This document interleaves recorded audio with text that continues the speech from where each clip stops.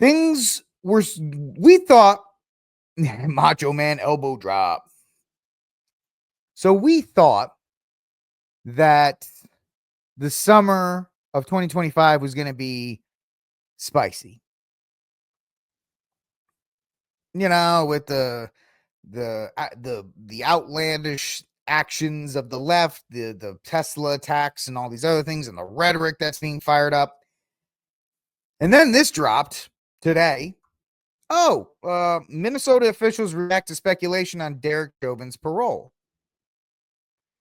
As the 5th anniversary of George Floyd's death approaches, speculation that President Donald Trump may issue a federal pardon of Derek Chauvin has increased to the point of drawing sharp and preemptive responses from Minnesota's Democratic political leaders, as well as public safety officials in the Twin Cities. This is very interesting because Trump said he wasn't going to do it.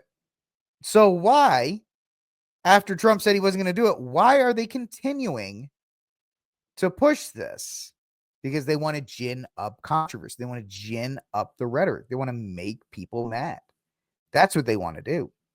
And they find this a perfect way to do so. Let's continue.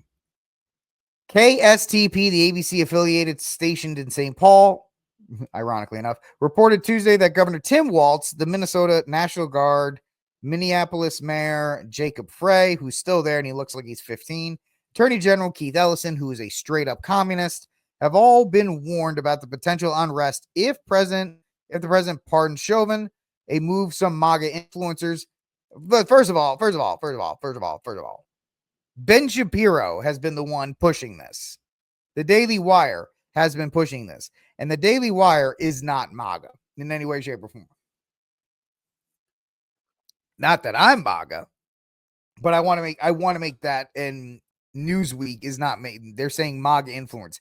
The Daily Wire is pushing that. Nobody else is. While Trump has denied any plans to pardon Chauvin as recently as March, Minnesota officials who spoke with Newsweek said they're not taking any chances. No, what they're doing, since this is the 5th anniversary of the death of George Floyd, is they're trying to use it in conjunction with all the other protests and all the other things that people are freaking out about with Trump to try and gin up more unrest, especially in a place like Minnesota, in Minneapolis, where if it happens, Tim Walz is just going to kind of cuddle up in the corner in the fetal position and let it happen. Let's see. We don't need it. We already talked about all this. Minnesota Attorney General and avowed communist Keith Ellison, who the prosecution of Derek Chauvin, told Newsweek he was unequivocal in his views of the case. Derek Chauvin murdered George Floyd. No, he didn't. In front of the whole world, which was a selectively shown video. Ellison, and this is all just fodder. And this was the problem that people like myself, Jason Whitlock, and others said when it was like, why are we bringing up Derek Chauvin? Because now you've given fuel to the left. The left is going to say, and what does the left do well? They fearmonger. They fearmonger better than anybody else. And now the left has been given this by Ben Shapiro, by the Daily Wire, this perfect fear bait to make everybody nervous about, well, what happens if Trump does it? What happens if Trump does it? Even though the family of Derek Chauvin is saying, please do not do it. Please don't do it, because it's going to put Derek from a nice federal prison in Texas where he's okay to a state prison in Minneapolis, in Minnesota, where he most likely will be unalived, because they will absolutely. Do you think the prison guards in Minnesota are going to protect Derek Chauvin?